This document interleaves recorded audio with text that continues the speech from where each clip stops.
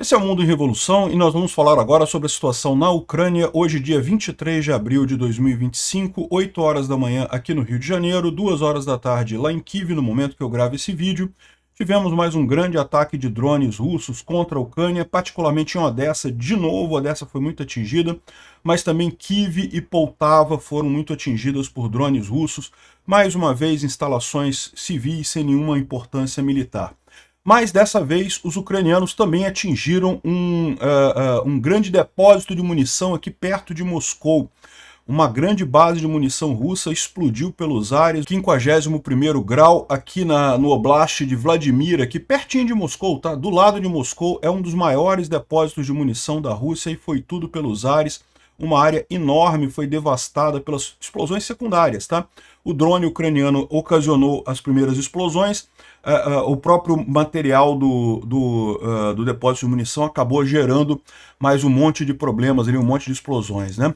Teve também um ataque ucraniano contra uma fábrica de drones russos aqui no Oblast de Samara, bem longe também da Ucrânia, mais um ataque longe, que a gente não sabe muito bem como é que a Ucrânia fez esse ataque, mas aparentemente foram drones aqui na Rússia, né? Na linha de frente, muito pouca mudança de ontem para hoje, mas a gente ficou sabendo de um plano russo para invadir o Oblast de Dnipro a partir de Pokrovsk aqui, né? Os russos estariam planejando um grande avanço nessa direção aqui, contornando Pokrovsk, mas indo em direção a Dnipro.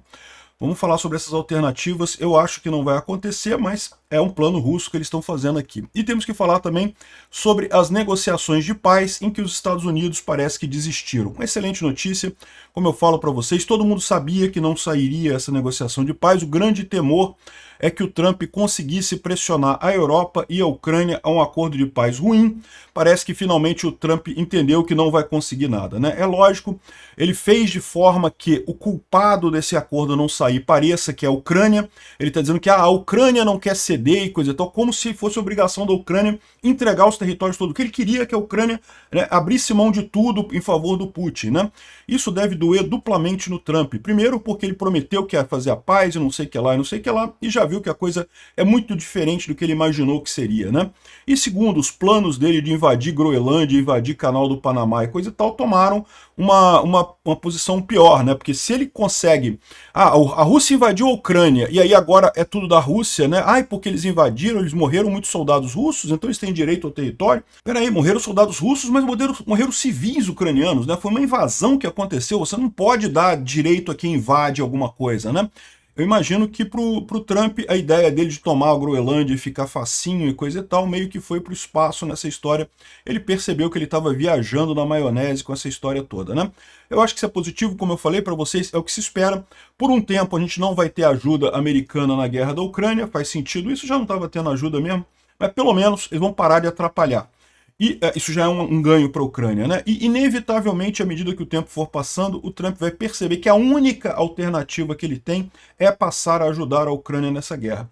Vamos aguardar para a gente ver isso acontecendo. Vamos falar sobre esses e outros assuntos em detalhes. Essas notícias foram sugeridas por Milei Turguniev, Peter de Cavanhaque e várias outras pessoas. Obrigado aí ao pessoal que sugeriu notícias lá no nosso site, no wrevolving.com. E obrigado a você que está assistindo o nosso vídeo. Se você gosta do nosso conteúdo, por favor, deixe o seu like e se inscreva aqui no canal, né?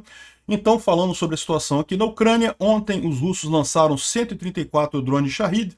A grande maioria foi derrubado, seja por defesa antiaérea, 67, seja por guerra eletrônica, outros 47, mas ainda assim houve dano significativo em Odessa e Poltava. Danos totalmente a estruturas civis, sem nenhum problema militar no final das contas, mas infelizmente grandes danos aqui. Poltava, essa outra cidade aqui. Eu passei por Poltava quando eu estava indo de trem até Kharkiv, você passa por Poltava, e essa região aqui é a grande região rica da Ucrânia em termos de minerais e petróleo e gás natural e coisa e tal. Infelizmente os russos fizeram esse ataque aqui ontem, né? Aqui uma imagem de Odessa, coisas pegaram fogo, sim, foi um ataque feio em Odessa ontem, né? Mas o que chamou atenção ontem foi justamente a Ucrânia atingindo um dos grandes depósitos de munição da Rússia. o 51º grau, que é um arsenal, que é o maior depósito de munição da Rússia, que fica nessa posição, que fica depois de Moscou aqui. Os drones ucranianos atingiram essa área aqui, que fica depois de Moscou, e uma explosão muito grande aqui nessa região, você pode ver nesse vídeo aqui, formou quase que um cogumelo enorme ali, muita explosão secundária, tem vários vídeos disso daqui, né? Então aqui uma outra visão também de uma outra pessoa aqui mostrando o momento em que as coisas estão explodindo aqui. Aqui, ó, nesse momento, um depósito de munição russo a 65 km de Moscou, depois de Moscou, tá? Depois de Moscou, 65 km, detonações secundárias estão acontecendo em paralelo. Esse daqui é o depósito, dá para você ver aqui vários paióis de munição aqui na área do depósito. E o que acontece quando você tem uma explosão muito grande como essa é que você começa a ter explosões secundárias de outros paióis, de outros grupos aqui de armas, né? Foi o que aconteceu ontem. Aqui, ó, mais explosões secundárias acontecendo ali. Banho!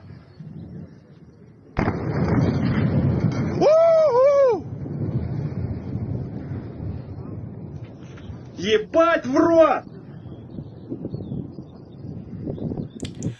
Você vê, isso aí já foi uma explosão secundária, já estava pegando fogo no paiol, aí há explosões secundárias, né? Um monte de outras imagens aqui também da explosão, uma nuvem tipo cogumelo muito grande, né? Muita gente associa nuvem tipo cogumelo com explosão nuclear, mas na verdade qualquer grande explosão gera esse tipo de efeito, né? Então, outras imagens aqui mostram os locais aí na redondeza, né? Os fragmentos e bombas acabaram explodindo em outras áreas ali perto, vê tudo queimado ali perto, muitas bombas explodindo fora, né? Muitas bombas explodindo fora ali do grau, né, do arsenal, justamente porque saíram, né, detonaram e acabaram explodindo em outros lugares ali, né? Uma área enorme atingida ali, como você pode ver aqui, a uma distância grande, que esse aqui foi a distância a partir do arsenal até onde chegaram destroços de explosão. 50 quilômetros do epicentro da explosão teve destroço caindo nessa vila aqui, bem longe mesmo, ou seja, impressionante como é que tá. E aqui a explosão continua, foram várias explosões que aconteceram no arsenal justamente por conta desse ataque ucraniano, né? Então, aqui, ó, esse aqui é um vilarejo russo em que a própria explosão, né, a munição que estava no grau saiu e acabou caindo num vilarejo aqui, numa casa aqui perto, aqui, ó. O pessoal mostrando aqui vários cartuchos caindo ali na estrada, em regiões próximas, né? Ou seja, uma grande explosão realmente, né? E continuou durante toda a noite e na manhã as detonações ali nesse arsenal russo. Aqui tem a visão de onde é que é o arsenal. Isso aqui é a imagem do arsenal, tá vendo aqui, ó? Uma imagem aérea de como é que é o arsenal.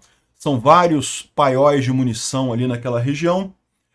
Eles têm alguma proteção, mas aqui, essa aqui é a visão desse arsenal que explodiu ali na região, né? Parece que não foi suficiente. Aqui tem umas imagens do interior do coisa. Repara como é que são casas com um monte de munição aqui, né? Protegidas da chuva, mas sem muita proteção lateral. Um monte de... Aqui onde tem os explosivos mais danosos, né? Onde provavelmente foi o primeiro atingido, foi num desses bunkers subterrâneos e dali partiu para a explosão toda, né? Em outubro de 2017, o FSB abriu uma investigação criminal contra a empresa que fez a reforma desse arsenal. Então, como é muito comum, um dos problemas que os russos enfrentam nessa guerra é justamente a quantidade de corrupção na Rússia, que é absolutamente devastadora para o exército russo, né? O Putin achava que tinha um exército muito mais capaz do que realmente tinha, porque muito do dinheiro é desviado em corrupção. E nesse caso aqui, uma das empresas que fez a proteção aqui, repara que tem mísseis aqui, ó, mísseis pesados, aqui isso tudo explodiu nesse ataque lá no 51º grau, né?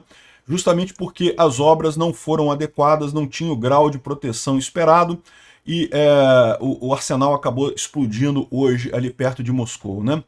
Aqui, ó, a Rússia está dizendo que prédios a cerca de 1 quilômetro do local foram totalmente destruídos. Então, a explosão, a onda de choque foi tão grande que derrubou prédios a 1 quilômetro. Lembra, a gente falou que 50 quilômetros chegou fragmento, mas prédios a 1 quilômetro foram totalmente destruídos, ou seja, realmente uma explosão muito grande. Para destruir um prédio com a onda de choque, tem que ser uma onda de choque muito grande mesmo, né? Aqui, outra imagem aqui da explosão no arsenal, dá para ver aqui que realmente foi uma explosão enorme ali naquele arsenal, lá no 51 grau, ali na região de Vladimir, na Rússia, né? Tem outras imagens aqui, outros ângulos da explosão, realmente explosão muito grande que aconteceu ali, outros mais ângulos aqui da explosão e o firmes da NASA mostrando que todo o arsenal está pegando fogo. Ele fica na cidade de Kirzhak, na Rússia, como eu falei, no Oblast de Vladimir, perto de Moscou, e está totalmente pegando fogo ali em todos os lugares. Aparentemente foi um ataque direto que aconteceu ali, né? E agora, mesmo à noite, mostra que continua pegando fogo. Estimativas preliminares sugerem que 80% de todas as munições ali foram destruídas. Uma explosão realmente massiva ali, ou seja, até à noite continuou pegando fogo a coisa aqui, ó. Florestas pegaram fogo próximo do 51º grau. A detonação, ainda continuam as detonações lá no depósito de munição, ou seja, um monte de coisa pegando fogo. Isso daqui é o firmes da NASA agora pela manhã do dia 23, tá? Então, na manhã do dia 23, ainda tem coisa pegando fogo no arsenal. Então, ainda está pegando fogo depois de um dia do ataque, ou seja, realmente um ataque bastante danoso, né? O curioso foi isso daqui, ó. Como é que começou esse ataque? Primeiro, os ucranianos destruíram um S-400 ali na região de Kursk. Aqui, ó. Então, aqui, ó, no dia 11 de abril, os ucranianos atingiram um hangar onde havia um sistema S-400 Triumph, que é um dos mais modernos que a Rússia tem, na região de Sorokin, em Kursk, né? O ataque foi feito usando UAVs, então os ucranianos usaram UAVs, e o resultado desse impacto foi a destruição de um veículo de controle e um radar que foi destruído com esse impacto, né? Os 2 lançadores e 6 mísseis também foram destruídos. O complexo foi evacuado para verificar o dano. Isso aconteceu no dia 11 de abril. É justamente nesse ponto em que os ucranianos abriram um buraco na defesa russa antiaérea que eles fizeram o ataque hoje ao 51 grau lá em Vladimir, lá perto de Moscou, né? Ou seja, isso aqui mostra que a defesa antiaérea russa ela é uma linha só. Os russos não têm mais defesas antiaéreas para fazerem defesas em profundidade, para ter várias linhas de defesa antiaérea até chegar em Moscou. Eles têm uma linha de defesa antiaérea próximo da fronteira. Os ucranianos abriram um buraco nessa linha de defesa antiaérea, eles conseguiram atingir esse arsenal lá atrás, né? Então, excelente notícia. Isso daí, um ataque bem específico, né? Tá aqui, ó. A Rússia perdeu várias partes cruciais de um S-400 depois de um ataque ucraniano na região de Kursk. Então está mencionando exatamente essa mensagem que a gente falou aqui, que foi tudo destruído.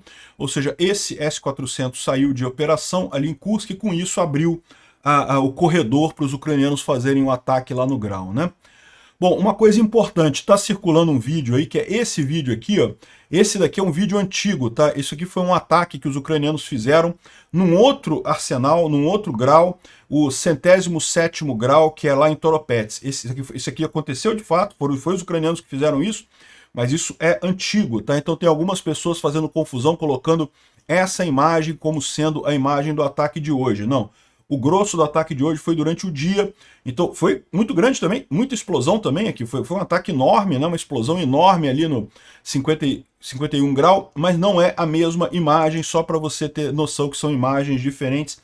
Esse grau aqui também era muito grande, também tinha, olha que curioso, acusações de corrupção contra a empresa que fez a reforma nesse grau, dizendo que, de novo, eles não fizeram todas as necessidades de proteção e coisa e tal. Os ucranianos exploraram isso, explodiram o arsenal russo ali em Tver. Isso aconteceu no final do ano passado, né? Mas, de novo, esse ataque de hoje foi um ataque com sucesso, foi muito danoso para os russos. Só não é aquela imagem que está mostrando ali, né? Segundo o Ministério da Defesa russo, a munição era porque a munição detonou porque o Ivan estava fumando junto com o Dmitry, cara. Olha só. Aqui, segundo o Ministério da Defesa russo, a detonação de munição na base de Vladimir aconteceu devido a fogo nas dependências, ou seja, o Vladimir estava lá fumando junto com o Ivan e com o Dmitry e jogaram a guimba de cigarro e explodiu. Putz, grila, que coisa chata, né? Para você ver a preocupação que a Rússia tem e não parecer fraca, né? Não foi a gente mesmo que explodiu, não foram os ucranianos. É lógico que foram os ucranianos que fizeram isso. Por mais que seja um arsenal com pouco cuidado de segurança, evidentemente que não explodiria do nada desse jeito, né? Bom, e não foi só isso não, tá? Os ucranianos também atingiram uma fábrica em Yelabuga, no Tartastão, onde são produzidos drones iranianos, aquele Shahed 136, né? Então tá aqui o drone ucraniano. Esse drone foi destruído, né? Foi atingido pela defesa antiaérea russa. Então ele não causou danos, mas a gente sabe que teve drones que causaram danos. Os russos só divulgaram essa imagem em que o drone ucraniano ele é destruído. Aqui, até aqui é o ponto que ele é destruído. Então, mas a gente sabe que teve mais drones e que alguns drones atingiram a instalação ali em Yelabuga, no Tartastão, né? É nessa região aqui. É aqui, ó, nessa Tartastão, aqui, ó. Yelabuga é nessa região aqui, ó. Yelabuga, aqui, ó. Essa cidadezinha aqui é onde foi a fábrica atingida. Então a fábrica foi atingida, embora os vídeos mostrem só aqui, ó, os drones sendo atingidos. Repara que tem mais drones aqui, ó, tem vários drones. Os russos só mostraram os vídeos dos drones que eles conseguiram atingir e evitar, mas teve drone ucraniano que atingiu a fábrica. Também teve um incêndio em São Petersburgo. Isso daqui a gente não sabe se teve alguma participação ucraniana, tá? Então isso daqui pode ter sido só incêndio mesmo, pode ter sido só um acidente lá em São Petersburgo. São Petersburgo, vocês sabem, é essa cidade russa que fica aqui no Mar Báltico, né, bem longe também da Ucrânia, mas a Ucrânia já fez ataques aqui também, tá? De qualquer forma, esse incêndio em São Petersburgo parece que é apenas um acidente, né? Bom, olha só uma coisa curiosa falando sobre a linha de frente. Então, mais uma vez, a linha de frente não teve nenhuma mudança de ontem para hoje, tirando esses ataques, né? Os russos continuam tentando avançar em vários pontos, mas sem conseguir avançar de fato. E em alguns pontos eles estão tentando avançar com scooters, com aquele patinete elétrico, né? Ou seja, esse tal a graça dos ataques russos. O pessoal está usando literalmente qualquer coisa. É o que eu falo para vocês. Para um soldado conseguir pegar um patinete e ir para a linha de frente sabendo que a chance dele morrer é 80, 90% da chance de ele morrer só com drogas. Os russos drogam os soldados na linha de frente e aí mandam eles nessas atividades assim. Não é à toa que eles estão perdendo tantos soldados nessa guerra e não conseguem avançar praticamente nada, né? Bom, existe um plano que o pessoal está falando aqui, que é de invadir um outro oblast ucraniano de Dnipro, né? Então, segundo estão dizendo aqui, os russos têm um plano no dia 9 de maio, que é o dia da vitória russa, né? Que está chegando agora, né? 9 de maio já é daqui a 2 semanas, né? O Putin quer invadir o Oblast de Dnipro para inaugurar, para dizer que está avançando na Ucrânia e coisa e tal, poder... Lembra, a preocupação do Putin é puramente de marketing, né? Por quê? Porque ele quer vender a ideia de que ele é um vencedor para o Trump, ele acha que com isso ele vai convencer o Trump a bater mais na Ucrânia, né? Ele já conseguiu muito do que ele queria, né? O Trump já tirou os Estados Unidos da Ucrânia, isso era o que ele queria, mas aparentemente isso não vai parar a guerra, e isso é um problema para o Putin. O Putin não tem condições de manter essa guerra há muito tempo, ele está indo para tudo ou nada, e daí está tentando então esse grande avanço aqui em direção a Dnipro, né? Eu não acho que eles tenham condição de fazer isso, mas o plano deles é esse, né? E, finalmente, o Instituto para Estudo da Guerra fala aqui sobre uma matéria que saiu no Financial Times, dizendo que o Putin está disposto a terminar a guerra nas fronteiras atuais. Olha que coisa curiosa, né? É o que eu falei para vocês. O Putin, ele quer negociar. O que ele queria era forçar o Trump a avançar mais e mais e mais contra a Ucrânia até onde desce. Só que agora chegou num ponto que a Ucrânia não vai aceitar. No final das contas, o Trump está saindo das negociações e culpando a Ucrânia. Como se a Rússia ter invadido a Ucrânia não fosse problema nenhum. O problema é a Ucrânia não aceitar ceder todo o território que os russos tomaram temporariamente para fazer a paz, né? Um absurdo completo esse tipo de coisa. É lógico que não tinha nenhuma chance disso dar certo, mas no final das contas é assim que o Putin vai vender, como os ucranianos não querem a paz, né? Mas tranquilo, isso é parte do processo. Eu falei para vocês. Como é que vai ser o processo? Primeiro, o Trump vai desistir de negociar a paz, já viu que não tem como, já vai ficar com a cara grande, porque disse que no primeiro dia que eu assumir vai acabar essa guerra e não sei o que lá e coisa e tal. Por quê? Porque ele achava que não, que a Ucrânia está acabada. O pessoal aqui, meus amiguinhos putistas aqui, meus amiguinhos russetes aqui, estão dizendo que a Ucrânia está acabada e não sei o que lá. Primeiro dia eu faço a paz e não sei o que lá, e viu que não aconteceu, né? Tentou, percebeu que o problema é muito diferente do que ele imaginava. E o que vai acontecer agora ele vai ficar um tempo sem falar de Ucrânia e Rússia, dizendo que, né, parando de ajudar a Ucrânia, evidentemente, mas deixando a guerra seguir. Depois, mais adiante, ele vai perceber que a melhor linha de ação dele é ajudar a Ucrânia. Vai sair por esse lado, pode ter certeza. Então tá aqui, ó. O Trump tentou até o último momento baixar as calcinhas pro Putin rabar. Ele tentou de todo jeito ganhar essa guerra pro Putin, só que não teve jeito. Aqui, o Trump falando aqui no dia 20, a gente tem esperança que a Rússia e a Ucrânia vão fazer um acordo essa semana e aí vão começar a fazer muitos negócios com os Estados Unidos da América, que está crescendo, nós vamos fazer uma fortuna e coisa e tal.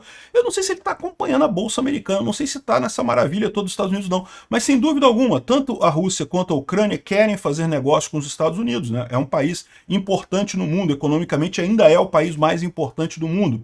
Mas o fato é que não dá para contornar a invasão da Rússia na Ucrânia. Se o Trump está olhando isso meramente por meios comerciais, como pode parecer, ele levou um chute duplo nessa situação. A gente vai ver agora que o Zelensky não aceitou esse negócio de paz, né? E isso deixa ele também com os planos dele de invadir a Groenlândia e invadir o Canal do Panamá furados, né? Se essa coisa de invadir outro país não dá certo, né, as pessoas não conseguem ganhar na força, prometendo dinheiro e coisa e tal, então não tem jeito, né? Que chato isso, né? Então o cara tá dolorido aqui, ó. O relatório diz que a proposta que o Trump fez para acabar com a guerra, a proposta que o Trump queria que a Ucrânia aceitasse para acabar com a guerra, é reconhecer a Crimeia como russa, aceitar o Putin nos territórios ucranianos. Era a proposta do Putin. A proposta que o Putin está falando era a proposta do Trump. Ou seja, né, o Trump está simplesmente falando o que o Putin quer no final das contas. Estava mais do que claro esse tipo de coisa aqui. Ó.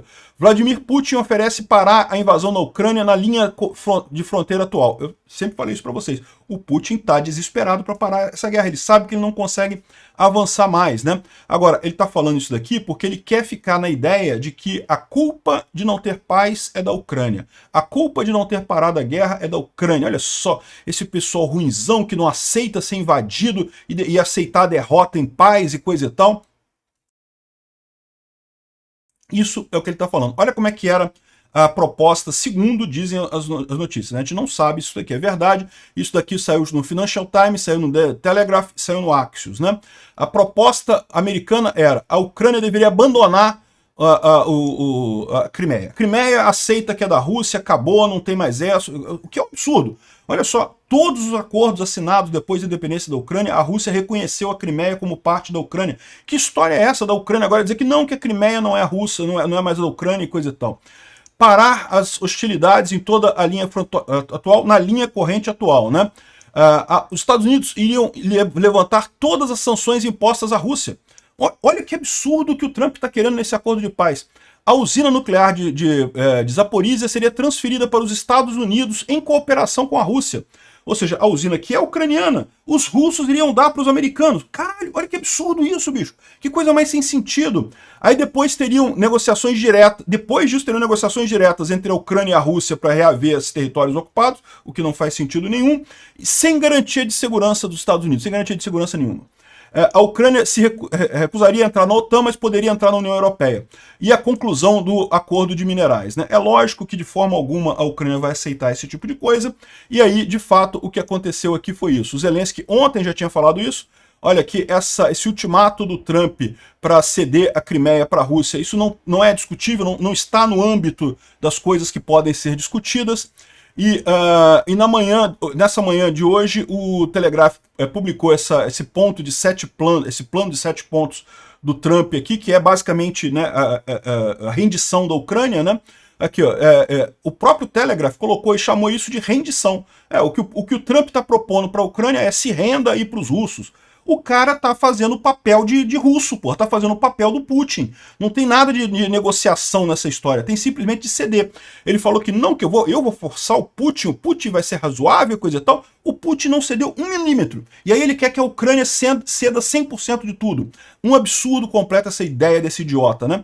E aí agora o secretário de Estado, Marco Rubio, disse que a Ucrânia tem demandas muito duras, e isso está impedindo o acordo de paz com a Rússia. Olha só, olha o absurdo que é a coisa. Os caras, na hora de negociar com o Putin, aceitam tudo que o Putin quer. Na hora de negociar com o Ucrânia, não, essas demandas de você querer reter o seu território é muito dura e não sei o que lá. Um absurdo. Os Estados Unidos se aliou à Rússia. A verdade é essa, se aliou ao inimigo. Vai pagar caro por isso o Trump, tá? O Trump vai pagar muito caro por isso eleitoralmente, eu tenho certeza, né? Então, no final das contas, o lado bom é que ele já foi embora, tá? Já desistiram do acordo de paz, os Estados Unidos já desistiu. Aqui, ó, o ministro da Defesa, o Merov, e o ministro das Relações Exteriores, o Shiba, estão indo para a Inglaterra para negociar.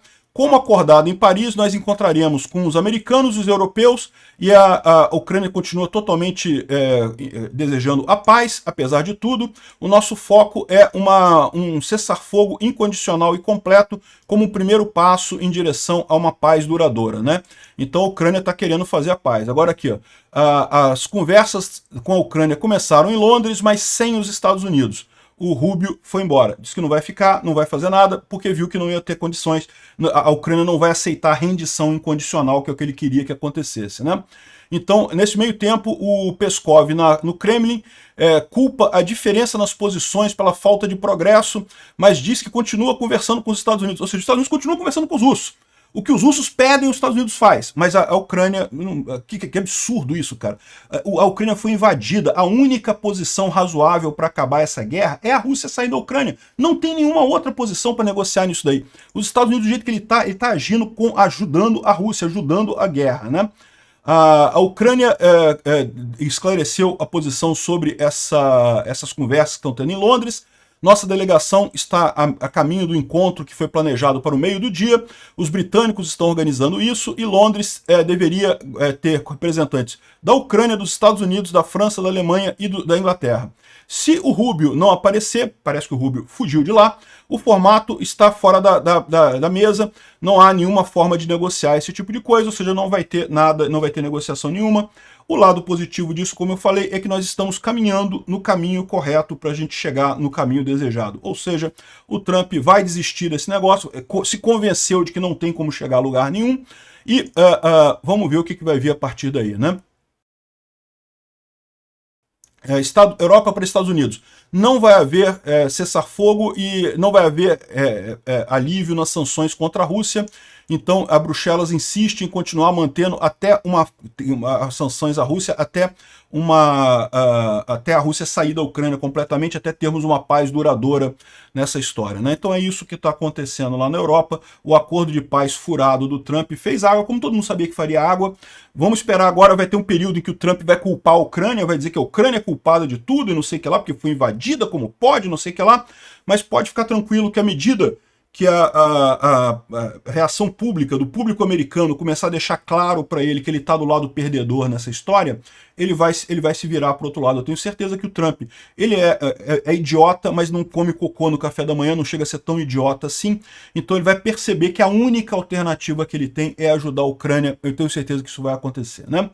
O Vance também disse que os Estados Unidos vão sair da negociação se a Ucrânia não disser yes. Não disser sim. Ou seja, se a Ucrânia não aceitar esse acordo de 7 pontos, que é basicamente se render completamente, entregar tudo para a Rússia e parar, os Estados Unidos vai sair da negociação. Ótimo, Vance, é tudo que a gente quer. Que vocês saiam, parem de fazer merda. Agora, pensem com a sua consciência e principalmente deem uma olhada nas pesquisas de opinião do público americano e aí depois a gente conversa sobre como é que vai continuar a partir disso daí, né? Uma coisa curiosa que o Ryan Macbeth está colocando nessa história aqui é justamente a forma estranha com que o Trump está ajudando a Ucrânia, né? O Trump está ajudando a Ucrânia de uma maneira que não é esperada, tá? O Trump quer ajudar a Rússia, ele está ajudando muito a Rússia, mas o problema é que as outras medidas do Trump na área das tarifas e também aquele caso do cara de El Salvador que foi deportado, não sei o que lá, depois a Suprema Corte voltou atrás, aconteceu um efeito curioso, né? O Putin fez aquela trégua de paz, ele esperava aquilo como uma grande capacidade de se mostrar como bonzinho da história, né, para a opinião pública americana.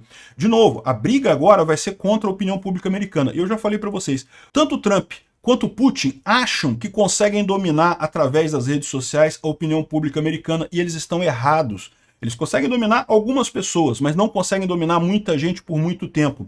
Ao contrário, eles vão perceber rapidamente que essa coisa de propaganda está falhando, como falhou no caso da Páscoa, né? O que aconteceu? O Putin fez a trégua de Páscoa dele, ele queria que isso tivesse um efeito enorme. Os bots russos trabalharam assim a todo vapor para tentar colocar isso na mídia americana, a trégua do Putin. Olha o Putin fazendo a trégua da Páscoa, como ele é um cara religioso e não sei o que lá, e olha só, conservador, cristão e não sei o que lá. Só que teve tanto assunto do Trump, das tarifas do Trump, da queda da bolsa, do cara lá de El Salvador e coisa e tal, que o assunto da trégua da Rússia passou desapercebido. Veja, nós aqui que acompanhamos a guerra, é lógico que a gente ficou sabendo da trégua do Putin, é lógico que a gente ficou sabendo, eu mesmo falei aqui que era um ossinho que o Putin estava jogando lá pro Trump, dizer, olha só, não desiste não, a gente vai conseguir ganhar essa, não sei o que lá. Mas, no final das contas, para o grande público americano, para as pessoas que não estão todo dia acompanhando a guerra como a gente, o assunto nem ficaram sabendo da guerra lá. Por isso, apesar, ele mostrando aqui que o Seabra lá, que é o sistema que ele usa para detectar a ação de robôs russos e coisa e tal, apesar dos robôs russos estarem a pleno vapor tentando jogar desinformação e tentando colocar isso como uma coisa muito importante, coisa e tal, no final das contas acabou ficando um negócio muito fraco, né? E outra coisa, com essa guerra tarifária do Trump baixando, né, gerando uma recessão na economia mundial, o petróleo caindo de valor, isso é outra forma como, curiosamente, embora o Trump queira ajudar o Putin, o Trump está fazendo de tudo para ajudar o Putin. No entanto, está sacaneando o coleguinha, né? E eu tenho certeza que isso daí não é xadrez 7D do Trump de forma alguma. Isso daí é mesmo o Trump não conseguindo nem planejar o resultado, o efeito das ações que ele tem, né? Bom, e outra coisa típica da Rússia, a Rússia está caçando uma jornalista que foi crítica à guerra da Ucrânia. Ela fez um artigo criticando a guerra do Putin na Ucrânia, foi presa por não sei quantos anos aqui, mas ela conseguiu fugir da prisão domiciliar, que estava em Moscou, e segundo estão dizendo, ela está tentando sair da Rússia, estão caçando a jornalista, né?